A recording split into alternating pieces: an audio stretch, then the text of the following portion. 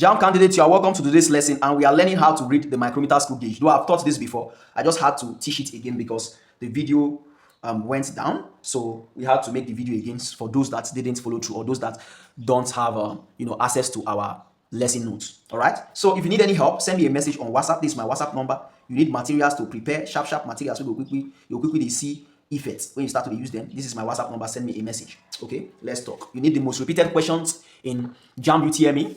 You need the last minute preparation plan. All you have to do, send me a message on WhatsApp. All right. So we are interpreting the micrometer screw gauge. So this is a what? A micrometer. Read the word, the micrometer screw gauge. It's very easy to read the micrometer screw gauge. First of all, let's understand the uses of micrometer screw gauge. Micrometer screw gauge is an instrument used to measure thin diameters, very thin diameters. Unlike the vernal caliper, you can use vernal caliper to measure this kind of diameter. Okay, but for the micrometer screw gauge, use it to measure very thin diameter. For example, this kind of diameter. Okay, this one less than 1 millimeter. Okay, this one is 1 millimeter. So that's why the scale is usually on millimeter most of the time. It's usually on millimeter. So use it to measure something like hair, or those one that is those diameters that are very thin that can be measured with a vernal caliper. You can use it to measure the diameter of a thin wire and all those very tiny, thin diameters. Okay, that's what you use. You can use micrometer screw gauge to measure the diameter of this paper, the thickness of this paper. It's micrometer screw gauge that you use to measure it. Okay, the thickness of the paper. All right, so we know that. So in the micrometer screw gauge, we have the main scale and the thimble scale. It's the same thing as vernal caliper. Don't let this thimble scale deceive you. So in the micrometer screw gauge, what we now have is thimble scale. Instead of vernal scale, it is now called thimble scale. Okay, so here is the main scale. Okay, here, main scale. Okay, main scale. So here is the what? Is the thimble scale. All right, it's easy to read. It's the same principle that you follow for vernal as vernal caliper. Observing the same zero error. Zero error. Observing zero error. Okay, so this zero error, you are observing it when you are reading the thimble scale. Okay, you are observing zero error when you are reading what? When you are reading the what? The thimble scale. All right, so we are now going to have something like since we are reading in millimeter. Okay, for for micrometer screw gauge, we are now going to have 0 points. Whatever you get here, whatever you get here is going to be 0 points. Okay, so it should be in 0 points. Whatever you get from the thimble scale reading should start with 0 point. All right, so the first thing to do, you read the vernal scale first, then you read the thimble scale next, then you add the two together to get your what? Your micrometer screw gauge reading. All right, so main scale, which is this. We have to read this first. All right, so main scale reading is equal to what? How do we read the main scale? All right, so we have 1 here, we have 2 here, we have 3 here. So this means that this place is 0 mark. Okay, 0 mark. So 0 mark, 0.5. This one is half. Between 0 and 1, we have half here, which means half. That's 5. So 0.5, 1, 1.5, 2, 2.5, 3, 3.5. Okay, so this main scale, you are going to read it. You are going to read all the parts of the main scale that appears, all the parts of the main scale that you can see. That's what you are going to read until it's being covered by the what? By the thimble. This thimble. You can see where it starts covering it. It cover for you. So we read 0, 1, 2, 3. So 1, 2, 3 is even numbered. So 1, 2, 3. So at point 3, we start noticing that some part of the main scale is being what? Covered by what? The thimble. All right. So 3, this one should be what? It's half of 3 now. That's 3.5, right? 3.5, 0.5, right? So this space we have here left, is it not up to this half? It's up to this half now. So the reading of this main scale is 4. Okay, so it's 4. So we are now going to have what? 4 millimeters main scale reading. So we go to the thimble scale reading. Thimble. Okay, thimble scale. And how do we do this one? It's the same thing, only just that we need to what? Observe 0 error. All right. So since this is 15, this one is 20, this one is 25, this is 30. So all of them have what? 5 difference. Okay, the difference of 5. That's what they have. So here is 15. What this means that this one will be 16, this one will be 17, this one will be 18, this one will be 19, and of course we have 20. If this one is 20, this means that here will be 21, here will be 22, here will be 23, here will be 24, and we have of course 25, and so on and so forth. So the point of coincidence, the point where this this straight line in the main scale coincide into what? Into the thimble scale. That's where we are going to do our reading. That's where we are going to get the reading. So it's at this point. So we count. If this is 20, this one will be 21, this one will be 22. So you can see that it's at the 22 mark. That's where what? The thimble scale and the main scale hits. So it's 22. So remember observing the 0 error. Whatever value you get here is going to start with 0 points because we are reading in what? Millimeter. So the value will now be equal to 0.22. Okay, so because it's 0 points, we call it 0.22. So 0.22 meters. So you add the two scale together to get your answer. So adding them together, 4 plus 0.22, that will give us what? 4.22 millimeter. So this is the final answer of this particular scale. All right, as easy as that. We've read the what? The micrometer screw gauge. It's so easy, trust me. It's so easy, so easy. So go online, search on questions on micrometer screw gauge reading and practice so that you can be perfect in this. It's very easy, trust me. It's very easy, very easy. You just have to be observant. All right, so if you understood, drop it in the comment section. Drop I understood in the comment section. We have treated monophthong, we have treated diphthong, and now we noticed that Jamb included triphthong in her syllabus, and I looked at last year past questions and I saw triphthongs. Okay, so we have to quickly treat it in this revision class. Okay, triphthongs. Okay, triphthongs. All right, so what's the meaning of tri and thong? It's very easy. Tri means what? 3. Okay, then this thong, we don't first talk what it mean before now. Thong, it means what? Sound. So 3 sounds. All right, 3 sounds. 3 sounds. That's the meaning of triphthongs. Okay, so I'll quickly define triphthong for you. Triphthong is a vowel sound that glides through 3 vowel sound. Okay, yet it is still pronounced as 1 syllable. Okay, so it's a what? A vowel sound. A vowel sound that what? It glides.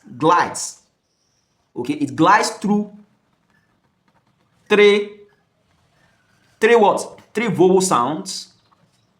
Okay, 3 vowel sound. It glides through 3 vowel. You know the meaning of gliding now? That is slide. From this one, it enter, let's say vowel sound 1, vowel sound 2, vowel sound 3. It glides from here, enter vowel sound 2, glide from here, enter vowel sound 3.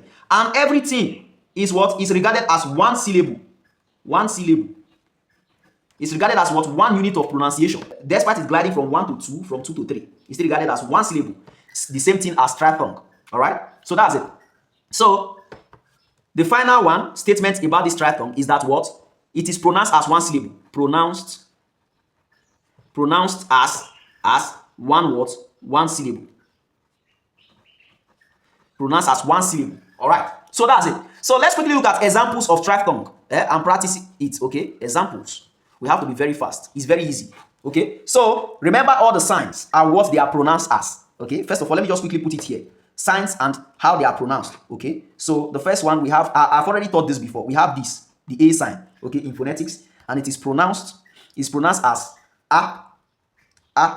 Then we have the I sound, and this is pronounced as I. Let me put Y, I. Okay, we also have what? This one, that's like E. Okay, and this is pronounced how? How do we pronounce this one? This one is pronounced A. Okay, A. It's pronounced A. A and dots, that's A. It's just A. Okay, A. So we also have another one again that's like this, like you, like this. And this one is pronounced how? How do we pronounce this one? It's pronounced as U. Let me just put double U. So we have another one again. Which one again? One of the most common one again. Okay, I think that will be all. Okay, let's look at this one too. This one, C, curve to another side. This one is pronounced, how do we pronounce this one? It's pronounced OI. This one is pronounced O. No, this one is pronounced O. That's it's like you bend your mouth like this. Oi. You can see the symbol like oi. Okay, so that's how it goes. So oi is pronounced oi. All right. So these are the most common sounds. Remember, anytime you see any symbol in a sound like this, it means that you should draw the sound. Okay, you should what? You should pronounce it in a steady way. For example, you have I like this. It means that you should pronounce this as E or I. E. Okay. So if you have something like this, and you have something like this, okay, it means this thing means that you should pronounce it long. Okay, it's long pronunciation. So this one is pronounced oo. So if we have something like this, broom. So here now, this broom, we pronounce this oo as oo. So broom. That's the meaning. All right. So let's really look at everything here one after the other. So the first sign, remember, triphthong, we have 3 vowel sounds gliding through one another, and it's pronounced as 1 syllable. All right, in triphthong. So we have the first here. We have A. Let me say I and this. That's the first example here. Okay. And here we have words like, okay, we have these. You have a lot of triphthongs. Okay. You have these. Okay. And you have these. All right. So this first one here, we have A, we have I, we have A. We have A, we have I, we have A. So here, fa, Fa, you can see the first vowel sound. A, the first vowel sound. A, fa, I, you can see the second vowel sound. I, yeah, yeah. You can see it. This one pronounced as what? Yeah. It is like a. Okay, pronounced as what? Yeah. Fire, fire, fa. The first one, I, yeah. Gliding from one vowel sound to the second one. So it involves 3 vowel sound, but yet it's still seen as one syllable. See the second one, baya, baya. The third one, taya, taya, taya. All right, one syllable. All these are one syllable words. Let's look at the second example. A, then this thing like you. We have this one, small letter A, one kind. Then this one, how do we pronounce this one? A, U, A, A, U, A. So we have example like this. I know you must have started pronouncing them already. We have another one like this. Okay, start pronouncing. We have another one like this. We have another one like this. Okay, so this one, A-U-A, A-U-A. So this one we pronounce it powder, powder. One syllable, but glide from one to the second to the third vowel sound. This one, tawa, tawa, tawa, tawa, tawa. 3 vowel sound, pronounced as one syllable. The third one, awa, awa, awa, awa, awa. Can you see?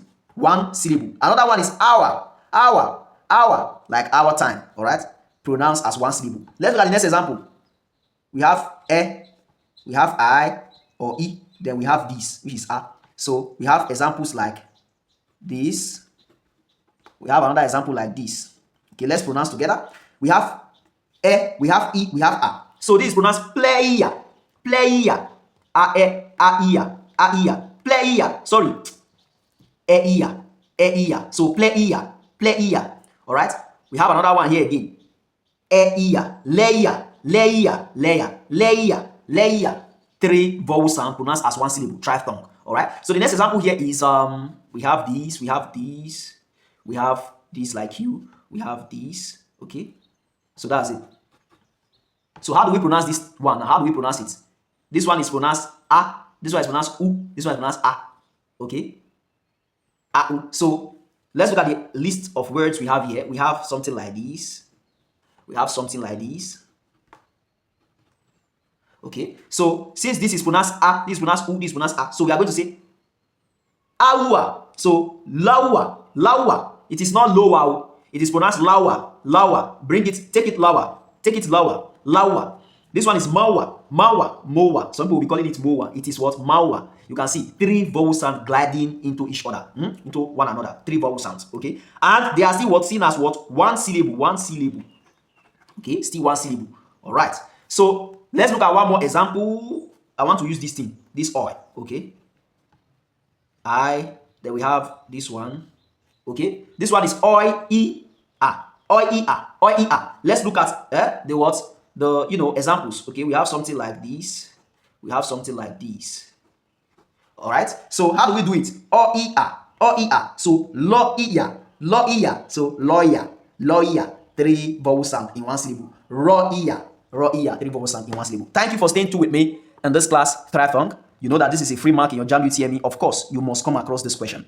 All right. Comment I understood or comment thank you in the comment section if you understood this properly. Thank you so much for staying true with me. See you in the next revision class.